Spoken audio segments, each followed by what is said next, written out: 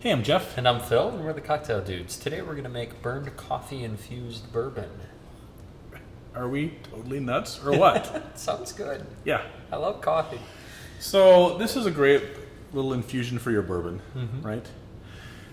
I had this idea when Jack and I went fishing. We rent this kind of rundown cabin up in northern Wisconsin. Only way to go fishing. Every May and September. And aside from having amenities such as mice, it has a Mr. Coffee pot, but an old one, right? Yeah.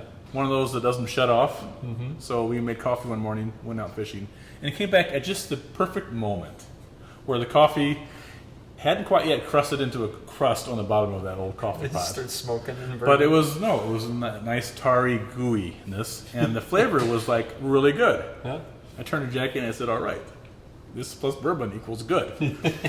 So we came home and we figured out how to make it, and that's what we're sharing with you today. Yep. Right? So it gives a subtle, kind of tarry, bitter, kind of over-roasted coffee bean taste to your bourbon. Right? So you can use this in any cocktail you use bourbon in.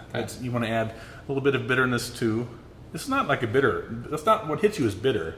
It's very subtle. But it's very nice, pleasant bitterness, tarriness, even though those words don't sound very appealing, do they? When it comes to coffee, just the coffee notes that you can get from it. Yeah. Very good. And you can watch our recipes for the Burned Coffee Milk Punch and our Burned Coffee Boulevardier, which is really good, and our Burned Coffee Old Fashioned. But like I say, make it, make your own cocktails with it and let us know what you come up with. Yeah.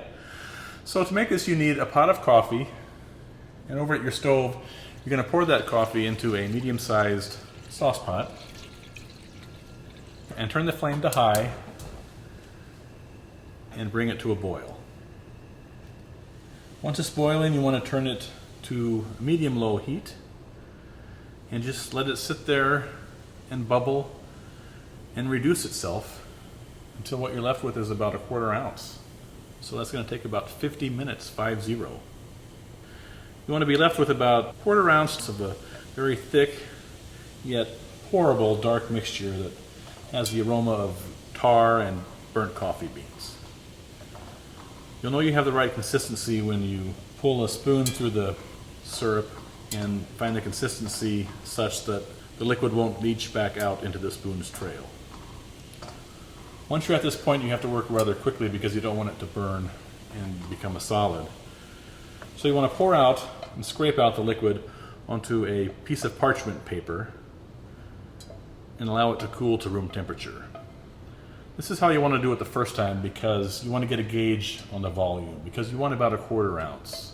After you've done it a couple of times, you can scrape the mixture right into the jar.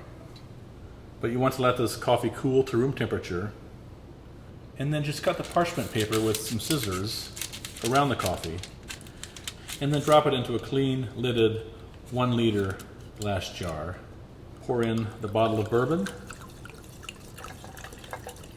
and then cap the jar, give it a little swirl, shake it a little bit, and then let it sit on the countertop for at least an hour or up to overnight, shaking occasionally whenever you happen to be walking by. Then after it's infused, you want to remove the parchment paper with some forceps or a fork, and then strain the infused bourbon through a coffee filter back into the original bottle, and then cap it and label it. So here's your Burned Coffee Infused Bourbon. It'll last you indefinitely, and just make sure to shake it a little bit before using. Wonderful. Enjoy. Cheers.